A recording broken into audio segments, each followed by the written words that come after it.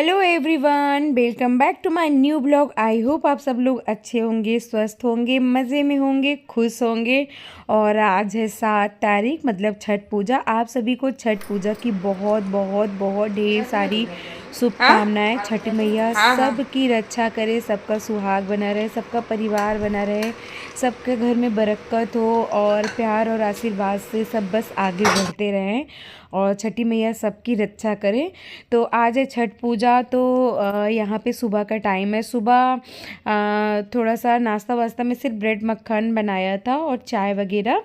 तो चाय नाश्ता करके और मुझे करनी थी क्लीनिंग। आजकल थोड़ी सी क्लीनिंग में लग गई क्योंकि फेस्टिवल के पहले जो क्लीनिंग हुई थी उसके बाद से फिर फेस्टिवल में इतना बिजी हो जाते हैं ना हम लोग कि बिल्कुल टाइम ही नहीं मिलता। कि डस्टिंग तो रोज़ होता है, वैसे ये सब विंडो वगैरह क्लीन करने में ये रोज़ रोज़ नहीं कर सकते हैं क्योंकि आपने देखा होगा मेरे कई सारे ब्लॉग में, मेरे घर में बहुत सारे बड़े बड़े विंडो हैं।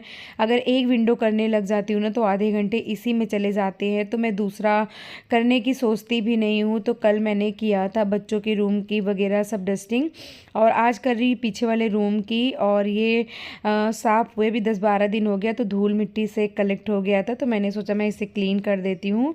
तो मैं यहाँ पे पहले बेड वगैरह पे जो सामान वगैरह रखे थे जैसे पापड़ वगैरह डिब्बा वगैरह है, सब मैंने क्लीन कर दिया अच्छे से। और जो सिलाई मशीन वगैरह हटा के फिर मैंने पोछा लगाया था वहाँ पे, वो क्लिप नहीं शूट हुई, पता नहीं कैसे वो शूट ही नहीं हुई। मैं चलाना भूल गई कि क्या हुआ, शूट नहीं हुआ। पोछा ओछा लगाया हटा के, फिर मुझे ये सारी विंडो क्लीन करनी थी। और क्लीन करने के बाद ना इतना अच्छा लगता है।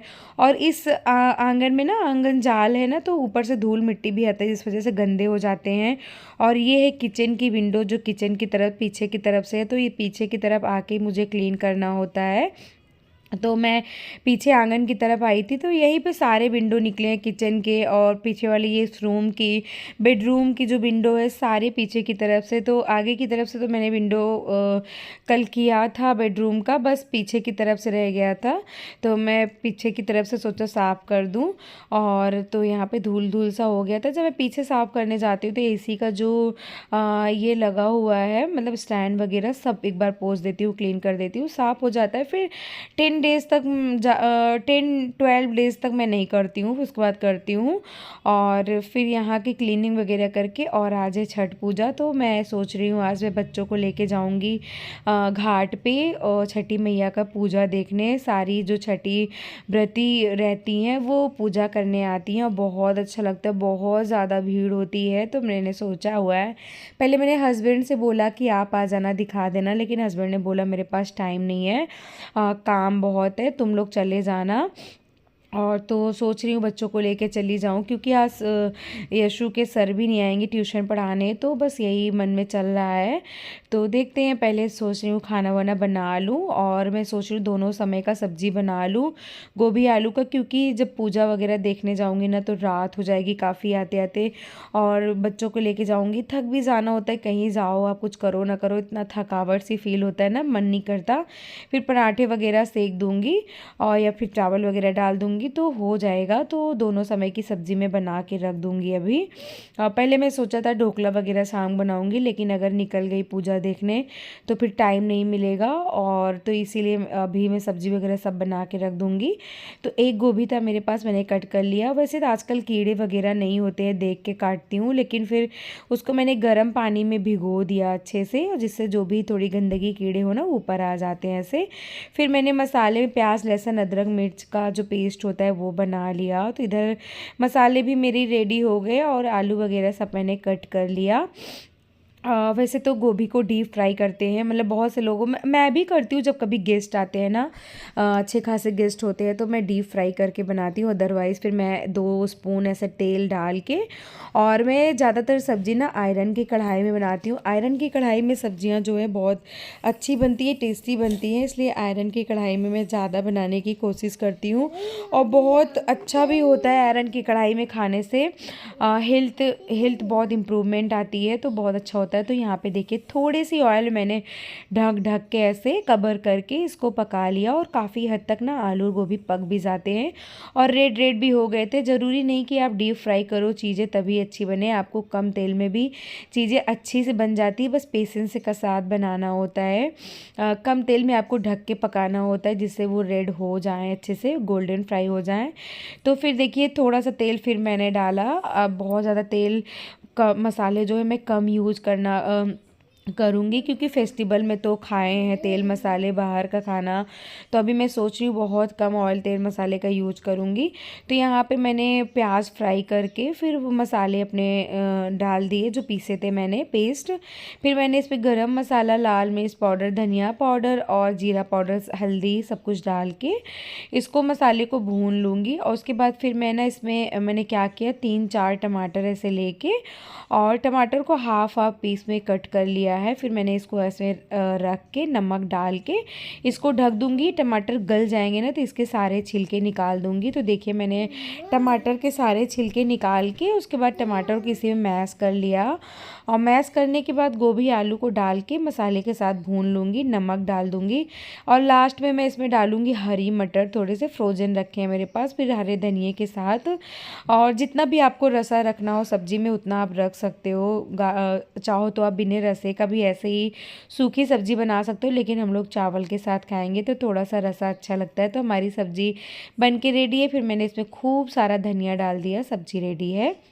फिर बैठ के खाना खाया हमने, मैंने, हस्बैंड और बच्चों ने भी खाया और बहुत टेस्टी सब्ज़ी बनी थी। और आजकल थोड़ा सा चावल कम करी हूँ क्योंकि फ़ैट इतने ज़्यादा बढ़ गए ना फेस्टिवल की वजह से कि पूछो ही ना। मैं सोच रही हूँ थोड़ा सा कम करूँगी। फिर मैंने लगाया झाड़ू और गैस वगैरह क्लीन करके मारा पोछा, किचन और बाहर पोछा लगा। तो हम लोग रेडी हैं, अब चलते हैं छठ पूजा देखने। छठ पूजा यहाँ जमुना जी के किनारे बहुत अच्छा होता है। और मैंने पहनी है रेड कलर की साड़ी और ये रहा बाबू, और वो रहा बाबू भी दरवाजा वगैरह बंद कर रहा है। और हम लोग रेडी है, भी रिक्शा पकड़ते हैं फिर चलते हैं और आपको भी दर्शन कराऊंगी छठ पूजा का। बहुत मन था जाने का इसलिए रेडी हो गए। अब बच्चों को लेकर चलते हैं और दर्शन करते हैं, फिर आपको भी दर्शन कराते हैं। तो चलिए चलते हैं। उसके बाद शाम को बच्चों को रेडी करके फिर मैं निकल गई छठ पूजा देखने और घाट की तरफ। और इतनी ज़्यादा भीड़ थी ना, मैं बता नहीं सकती। जाते समय तो ठीक था लेकिन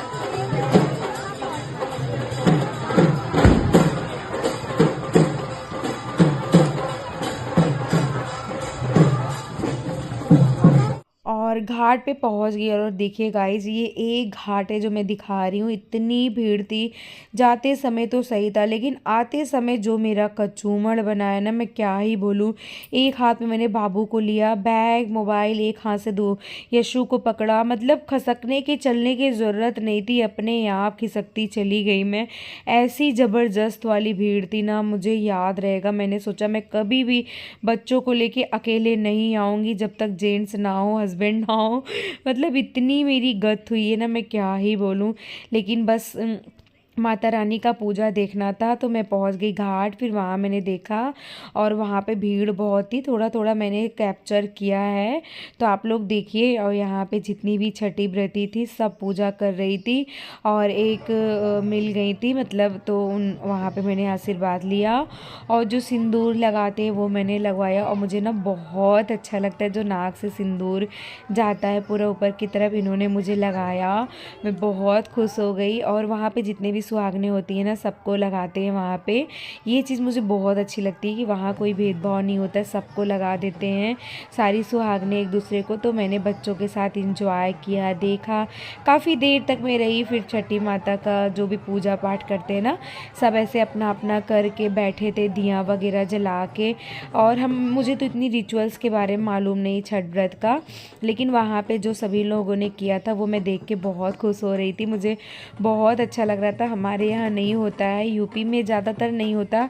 अब तो बहुत सारे लोग करने लगे, ऐसा नहीं है कि नहीं करते। ये यूपी का ही ब्लॉग है, प्रयागराज का। इतनी भीड़ थी ना, सिर्फ एक घाट का है, न जाने कितने घाट यहाँ पे होंगे। गंगा जी के किनारे भी जहाँ जहाँ मैं नहीं गई बहुत ज़्यादा भीड़ थी।